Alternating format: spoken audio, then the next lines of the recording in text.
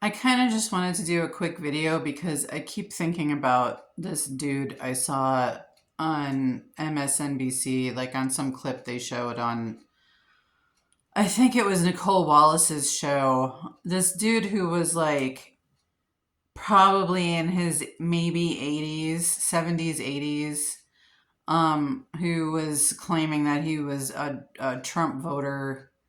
Um, and there were two clips, but this one keeps sticking in my head.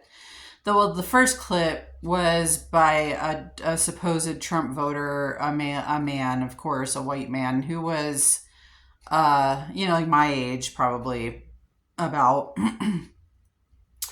and it was under the like introduction to these clips was that a lot of men still just don't believe that a woman could handle being in such a position of power. So the first clip of the younger guy said, something like, "Well, she says good things, but I just believe there's, I don't believe it's coming from her. I think, there's something else behind it." So then they went to the older dude, the elderly guy, who echoed that, saying, I wish I could remember the exact quote, but it was like, uh, what was the word he used? I'm so sorry. He said something like, she's slick. That was the word he used. He said, well, I think she's very slick. She's very good at sounding good. I just think that she lacks the intellect, is what he said.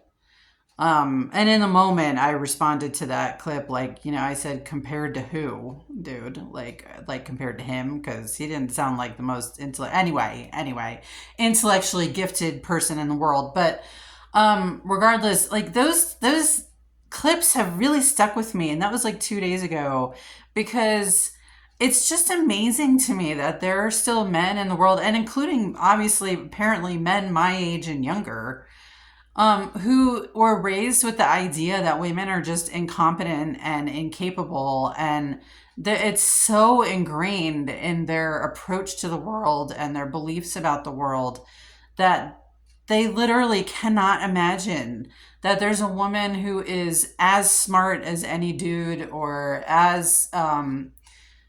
uh, as creative as any dude, as funny as any dude, as whatever it is,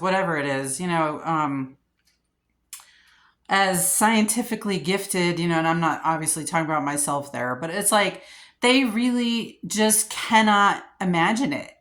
Like, and I think part of it is misogyny, like hatred of women. I definitely think that plays into it for a lot of men, but and like and included with the misogyny is the need to control us and everything we do, and make decisions for us and everything.